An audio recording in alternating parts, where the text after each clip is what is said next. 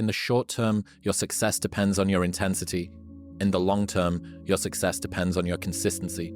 Do not sacrifice the latter for the former. When you want to succeed as bad as you want to breathe, then you'll be successful. And when you get to the point where all you want to do is be successful as bad as you want to breathe, then you'll be successful. That most of you say you want to be successful, but you don't want it bad. You just kind of want it. You don't want it badder than you want to party. You don't want it as much as you want to be cool. Most of you don't want success as much as you want to sleep. And I'm here to tell you today, if you're going to be successful, you've got to be willing to give up sleep. If you really want to be successful, some days you're going to have to stay up 3 days in a row. You got to want to be successful so bad that you forget to eat. One of the most important things, never, ever quit. Never quit. I don't know if it's an ability or if you have it, just you can't quit. And I've seen people quitting, and if they would have held out longer, they would have been successful. I've seen it so much. I've seen some of the most brilliant people in the world that never made it because they were quitters. They were just quitters. They would quit. They just couldn't take it. They couldn't whatever. One of the things about loving what you do is that it's not work, and therefore you don't quit automatically. It's a lot easier not to quit, but you can never give up. Do you want it or do you not want it? Do you want to become what it is you want to become, or do you want to sit there and think about what it is you could have became? Those are your options. And guess what? You're going to get made fun of both ways. So grow the up, get a backbone, understand it's the price of admission, use it for fuel to move forward, and go kick some ass. The world needs your story. The world needs your example. The world needs everything that you are. It needs you to go out and become your ultimate potential. It needs you to become the personal excellence example so that everybody else knows what that looks like. So sometimes when you think you're making the wrong decision, or you have to making the toughest decision because you're thinking about somebody else and the consequences, if you think the price of winning is too high, wait till you get the bill from regret. And that bill from regret is generational. And there's a lot of people listening to this that bill has been passed on from generation to generation, and you are holding that bill right now. And somebody in one of your generations has to pay that bill off. It's amazing how much strength you can get from knowing that your ancestors are looking down on you and you're doing your absolute best. I also believe that God can be proud of you when you do your absolute best. And I don't think many people genuinely do their best in the world anymore. When I say do your best, people sit and go, oh yeah, okay.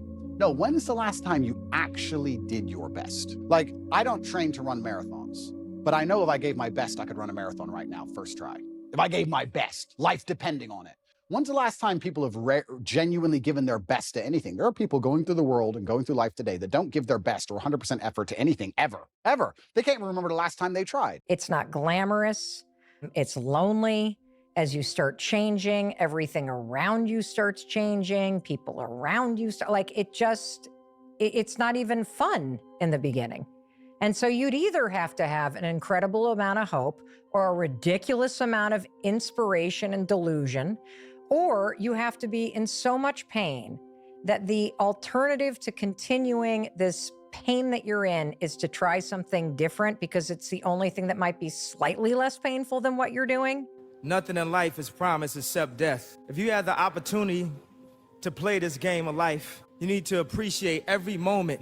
A lot of people don't appreciate their moment until it's past. What's wild about the fear that people have when they're starting out is that they say things like, I have nothing going for me. I have no advantages. I have nothing to my name. I have no money. I have no network. I have no resources. But using Rory Sutherland's reframing, it also means that you have nothing to lose, which makes you incredibly dangerous. And I think people wildly underestimate how many shots on goal you can take when you have nothing to lose. Whereas when someone has something to lose, they have to be more and more selective about the shots they take.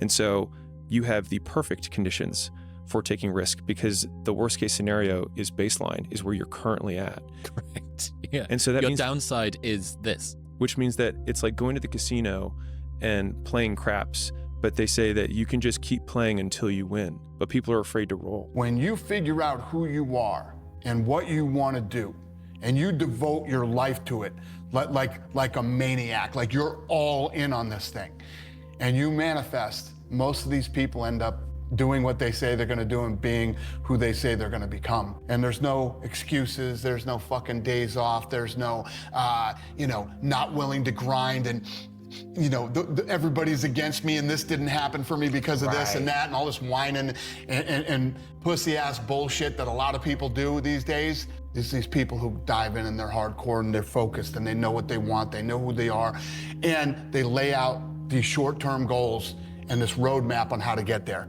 Most of those people make it. You know, if you take people, and I've told you this, and you expose them voluntarily to things that they are avoiding and are afraid of, you know, that they know they need to overcome in order to meet their goals, their self-defined goals. If you can teach people to stand up in the face of the things they're afraid of, they get stronger. And you don't know what the upper limits to that are, because you might ask yourself, like, if for 10 years, if you didn't avoid doing what you knew you needed to do, by your own definitions, right, within the value structure that you've created to the degree that you've done that, what would you be like? Do you actually want to do this or not? Do you actually want to do this or not? Because if you actually want to do it, what's going to stop you? Nothing.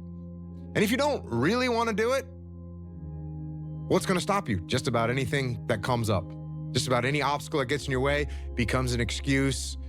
It becomes a reason. It becomes a rationale for not proceeding down that path. I know I'm going to do it. That's the haunting part, is that it's going to happen. It has to happen. And that's a fact. There's no get out of jail free card, bro. None. Like, that is a life that I don't know. I don't have that. I'm not good enough, smart enough. I'm not talented enough to do that. Some people are. Some people can start at 1. Some people don't have to start at all. If you lack talent, you can't sit back and say, I'll start in half an hour. I can't do that. I gotta start now. And after I get back from starting, I gotta start again. And when I get done with that run or that study session, if it wasn't good enough, I gotta go back again. You don't have to feel good about it. You just have to keep going. The feeling will pass, but you will remain. You are greater than your feelings. Going to bed late and waking up early to work for a few days won't kill you. You're not going to burn out. You're doing what it takes. If you're one of those people that push work-life balance, just remember, the people who like working a lot don't care. I've never regretted trying harder at anything ever. Hard times last long, but an epic story feels like a lifetime. When you're suffering or you're lazy or you're procrastinating, doing something that's harder than the state that you're in bounces you back much faster. This is all based in the dynamics of dopamine. It's sort of crazy. If you know how people are procrastinating to write something or and they start cleaning the house? Something they normally don't want to do. Well, it's just something that's easier than the thing that you're supposed to do. Right. It turns out, and I learned this from Anna, if you do something that's even harder than the thing that you're trying to avoid, all of a sudden you're able to do that. And you're like, oh, okay, well, it's just psychology, right? No, it's not psychology alone. It's psychology, but once dopamine is deployed at that level, you're a different person. I think the definition of greatness is to inspire the people next to you. I think that's what greatness is or should be. It's not something that lives and dies with one person. It's how can you inspire a person to then in turn inspire another person that then inspires another person. And that's how you create something that I think lasts forever. And I think that's our challenge as people, is to figure out how our story can impact others and motivate them in a way to create their own greatness. You grow in proportion to the weight you take on voluntarily. And it's also true that we have no idea what the upper limit to that is. People can do remarkable things, and there are inevitably people who took on remarkable burdens. And because they did that, their development was forced by necessity. They were forced by necessity to grow beyond what they were. And who knows what the limit to that is? You cannot avoid looking stupid. You cannot avoid being laughed at. You cannot avoid making mistakes. You cannot avoid your family making fun of you. You cannot avoid your friends deciding that you're a loser because you work all the time and won't go out and fucking party with them. You can't, avoid your girlfriend saying that you're a loser because you're not making any money. Right? Like these are things that happen. That's why you have to build yourself into someone who is resilient enough and mentally tough enough and has the fortitude and the grit and the belief and all of the things required to push through these difficult times that most people aren't even willing to go through. The solution to your problem is not going to be found in the problem. It's not going to be found in there. You have to get out of the problem so that you can look at it, make an assessment, and you can assess how to solve the problem or whether you need to solve the problem or not. I mean, there's a lot of things in my life right now where I shrug my shoulders and go, okay, it's okay. Oh, someone's saying this. Okay, roger that. Like, carry on. No factor. Move on. You know, I really don't have regrets. I am a person that says, you know, as soon as you look back in your history and you come up with something that you feel like you want to change, something else has to change. You know, disappointment to me, to win, you got to lose. To be successful, you got to have something that's not successful. To be happy, you got to have disappointment.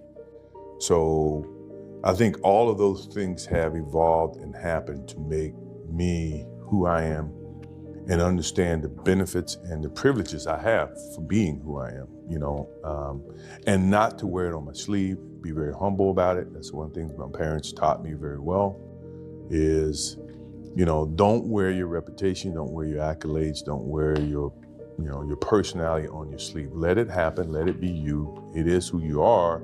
Don't hide from it, but don't wear it and rub it in people's faces. On your path to greatness, there are going to be long periods of time where you hate what you are doing, where you are dissatisfied with the actions you must undertake, where you are tired, where you are stressed. That is why it is difficult. That is why most people won't make it. If the path was easy, everybody would walk it and it would lead nowhere. 100 people start the path, 99 fall off because it is difficult, and the one person who makes it to the end gets the gold. If all 100 made it to the end and the gold was divided by 100, it wouldn't even be worth anything. The difficulty gives it value. The fact that it is difficult to do is the key component into the fact you want it in the first place. If it wasn't difficult, everyone would have it and you wouldn't want it because no one would respect it. It's supposed to be hard. Life is supposed to be hard. You're supposed to think this is terrible. You're supposed to suffer and smile through the pain regardless. I don't care if you're black, you're white, you're gay, or straight, or rich, or poor. It doesn't matter. Everybody's headed the same direction.